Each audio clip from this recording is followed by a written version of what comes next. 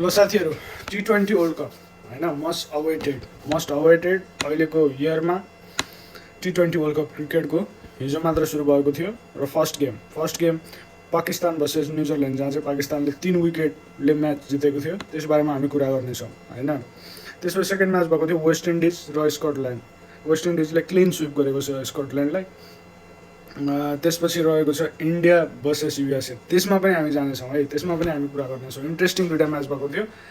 Scotland र West इन्डिजको धेरै कुरा गर्नु परेन, किन भन्दाखेरि वेस्ट इन्डिजले कम्फर्टेबल्ली स्कटल्यान्डलाई हराएको थियो। तर पाकिस्तान भर्सेस नेदरल्यान्ड, अब यसमा चाहिँ पाकिस्तानको मिडियाहरूमा चाहिँ एकदम धेरै हाइप भइरहेको छ होइन। किन भन्दाखेरि पाकिस्तानको टिमले जसरी अस्ट्रेलियालाई हराएको थियो आफ्नै ठाउँमा, त्यसरी नै न्युजिल्यान्डले चाहिँ एकदम टफ फाइट दिएको थियो है। 147 रनको टार्गेट पनि बल्ल पाकिस्तानले चेज गरेको थियो। त्यहाँ पनि 7 अथवा 8 नम्बरमा प्लेयर आएर फहिम अशरफ आएर चाहिँ जिताउनु परेको थियो पाकिस्तानलाई। भनिसकेपछि पाकिस्तानको क्रिकेट चाहिँ वर्ल्ड कप जस्तो प्लेटफर्ममा आइसकेपछि चाहिँ अलिकति डगमगाउँछ होइन।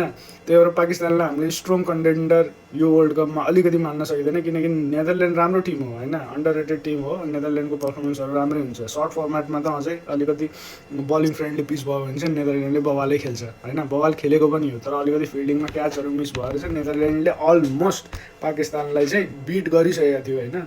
सर्ट अफ अलिकति हिस्ट्री नै बनाइसक्थ्यो होइन फर्स्ट स्टार्टिङ सेरेमनीमै।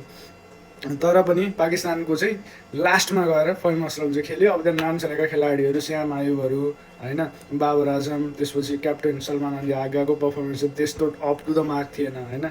टिमलाई कुनै पनि स्टेजमा कम्फर्टेबल्ली विनको तर्फ चाहिँ उनीहरूको लाने जस्तो कन्ट्रिब्युसन चाहिँ देखिएन होइन। र हामी एकैचोटि थर्ड म्याचको कुरा गरौँ, सेकेन्ड म्याचको कुरा गर्नु परेन होइन। थर्ड म्याचमा पनि इन्डिया भर्सेस युएसए। अब इन्डियामा सूर्यकुमार यादवको फर्म छैन भनेर एकदम धेरै क्रिटिसाइज पनि भइरहेको थियो होइन। अब सूर्यकुमार यादवले चाहिँ रेस्क्यु गर्नु पऱ्यो इन्डियालाई इन्डिया भर्सेस युएसएमा।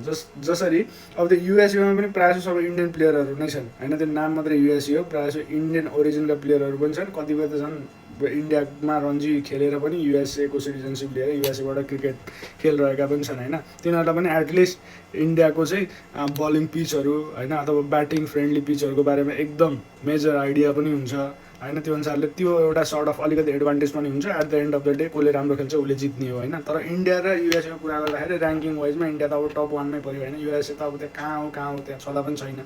र पनि युएसएले इन्डियालाई फर्स्टमा ब्याटिङ गर्न लगाएर पनि एकदम जुन खेलाडीहरूले चाहिँ न्युजिल्यान्डलाई धोबी हानेका थिए है, अभिषेक शर्मा, त्यसपछि इशान किशन, अब तिलक वर्माको फेरि रिटर्न भइरहेको छ होइन। त्यस बारेमा पनि हामी कुरा गर्छौँ। सन्जु स्यामसुन मिस आउट भए तिलक शर्माले गर्दाखेरि, उसको पर्फर्मेन्स पनि सन्जु शर्माको पर्फर्मेन्स पनि राम्रो थिएन होइन त्यो बाइल्याट्रल सिरिजमा। र युएसए र इन्डियामा पनि सूर्यकुमार यादव जसको फर्म थिएन त्यो फर्ममा आएर नट आउट खेलेर 80+ रन स्कोर गरेर मात्र इन्डिया रेस्क्यु भएको। अलिकति सर्ट अफ राम्रो टार्गेट 165-67 को टार्गेट दिएर चाहिँ युएसएलाई चाहिँ त्यतिमा रिस्ट्रिक्ट गर्न सकेको। र पनि युएसएको पर्फर्मेन्सलाई अहिले हामीले चाहिँ नकार्न सकिँदैन। युएसएको पर्फर्मेन्स पनि राम्रै थियो होइन। अझै अलिकति राम्रो क्रिकेट खेल्यो भने त अब इन्डिया जस्तो टिमलाई त त्यसले हम्मै पार्यो भनिसकेपछि अरू टिमलाई चाहिँ बिट गर्ने क्यापेसिटी पनि युएसएले राख्छ।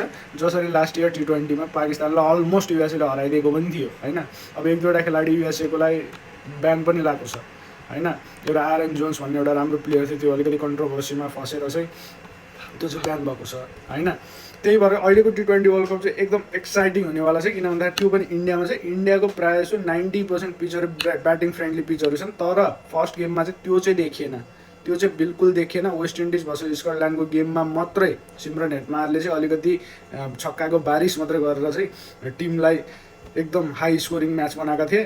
तर मुम्बईमा भएको म्याच चाहिँ आई वाज भेरी सरप्राइज चाहिँ मलाई लाग्थ्यो कि इन्डिया भर्सेस युएसएको टिममा चाहिँ अब त्यहाँ 200+ स्कोर बन्ने भयो। युएसएलाई चाहिँ मजाले हान्ने भयो इन्डियाले। जसरी इन्डियाको फर्म चाहिँ न्युजिल्यान्डसँग बाइल्याट्रल खेल्दाखेरि बवाल थियो, त्यो अनुसारले खेल्छ भनेको त्यो अनुसारको बिल्कुल आएन। त्यही भएर अलिकति त्यो पिच वाइजमा पनि अलिकति केही इन्डियाले गर्न त गर्छ होइन। कहिलेकाहीँ ब्याटिङ फ्रेन्डली पिचलाई चाहिँ बलिङ फ्रेन्डली पिच गरिदिन्छ होइन। रोलिङहरू अथवा त्यो सोइलहरू को मिक्स गरेर होइन। अब त्यसमा पनि टस पनि एउटा बिगेस्ट फ्याक्टर छ अहिले T20 वर्ल्ड कपमा। सो फर्स्ट म्याच जो 3टा भएको थियो होइन डे 1मा, एकदम 3टा म्याचमा 2टा म्याच त बबाले इन्ट्रेस्टिङ भएको थियो, नेल बाइटिङ म्याच भएको थियो पाकिस्तान र नेदरल्यान्डको। पाकिस्तानलाई हराएको भए सायद पाकिस्तानको टिम चाहिँ अब अहिले झन् कन्ट्रोभर्सीमा फसेको छ होइन, अलिकति अस्ट्रेलियालाई हरायो भनेर अलिकति हिरो भनेर चाहिँ इन्डियासँग खेल्दिनँ यताउति भन्ने कुरा पनि आएको छ होइन। त्यो पनि हामी 16 फेब्रुअरीमा अवश्य हेर्नेछौँ, अब पाकिस्तानले खेल्छ या खेल्दैन। र यदि तपाईँले T20 वर्ल्ड कप फलो गर्दै हुनुहुन्छ भनिसकेपछि चाहिँ यो भिडियोलाई एकदम लाइक गर्नुहोस् अथवा यो आइडीलाई फलो पनि गर्न सक्नुहुन्छ होइन। अब यसमा चाहिँ मैले T20 world cup plus premier league फुटबलको पनि भिडियोहरू अहिले हाल्ने गरेको छु, किन भन्दाखेरि अलिकति म्याचहरू चाहिँ एकदम राम्रो राम्रो पनि भइरहेको छ, अलिकति ट्रिकी सिचुएसन पनि आएको छ फुटबलको। अब क्रिकेटको त वर्ल्ड कप छँदैछ होइन। म सेकेन्ड गेमको पनि समरीहरू मजाले लिएर आउँछु होइन, अलिकति इन्ट्रेस्टिङ गेमको अथवा नेक टु नेक कम्पिटिसन भएको चाहिँ एकदम डिटेलमा हामी ब्रिफमा जान्छौँ होइन। र अहिलेको फेभरेट भनिएको इन्डिया चाहिँ, इन्डियालाई यसरी युएसएले चाहिँ रिस्ट्रिक्ट गर्छ लोएस्ट टोटलमा भनेर मैले सोचेको थिएन होइन। र इन्डियामा पनि अब बुमरालाई चाहिँ रेस्ट दिएको हो जस्तो पनि लाग्यो होइन। अब किन भन्दाखेरि युएसएलाई कम्फर्टेबली हराउँछु भनेर बुमरा रेस्ट भएको पनि हुनसक्छ होइन, सिराज खेलिरहेको थियो। त्यही भएर चाहिँ यो गेम चाहिँ इन्ट्रेस्टिङ नै भएको थियो डे 1मा होइन। र डे 2को गेमहरू पनि इन्ट्रेस्टिङ छ, र म डे 2को भिडियो पनि लिएर आउँछु होइन। अनि हामी चाहिँ अब एउटा सिक्वेन्स सेट गर्दैछौँ कसरी भनिसकेपछि, अब प्रत्येक गेम सुरु हुनुभन्दा अगाडि अथवा गेम चाहिँ फिनिस भइसकेपछि चाहिँ, अब गेम फिनिस भइसकेपछि त अलरेडी रिजल्ट डिस्क्लोज भइसकेपछि त हामीलाई त्यसपछि एनालाइसिस गर्न पनि सजिलो हुन्छ होइन। कुन टिम अथवा कुन प्लेयरमा चाहिँ हजुरहरूले बेट गर्न सक्नुहुन्छ होइन, कुन टिम चाहिँ राम्रो छ, कुन टिम चाहिँ फेभरेट भनिएको छ। र गेम सुरु हुनुभन्दा अगाडि पनि कुन गेमको विनिङ चान्सेस चाहिँ एकदम ब्राइट छ र कुन टिमलाई चाहिँ हजुरहरूले फेभरेट मान्न सक्नुहुन्छ त्यो बारेमा पनि हामी जान्छौँ होइन। त्यही भएर यो आइडी चाहिँ मजाले फलो गर्नुहोस् होइन। अब चाहिँ म फुटबल र क्रिकेटको मात्रै कन्टेन्ट बनाउँछु, अरू चाहिँ सर्ट ब्लग्सहरू अथवा ओक रिलेटेड टपिकहरू चाहिँ अलिकति म मिनिमाइज गर्छु होइन। किन भन्दाखेरि इट्स ए ह्युज होइन, it's a huge festive sort of things होइन। T20 अब क्रिकेट लभरहरूको लागि त T20 वर्ल्ड कप भनेको त वान अफ द बेस्टै हो होइन, किनकि सर्ट फर्मेटमा धेरै टाइम पनि लाग्दैन हेर्नको लागि, एकदम इन्ट्रेस्टिङ पनि हुन्छ म्याचहरू, अलिकति हाई भोल्टेज म्याचहरू पनि बिचबिचमा आउने गर्छ होइन, अनप्रिडिक्टेबल। जसरी फर्स्ट गेममै आयो जुन मैले सोचेको पनि थिएन होइन। त्यही भएर चाहिँ फलो गर्न नबिर्सिनु होला। See you later guys.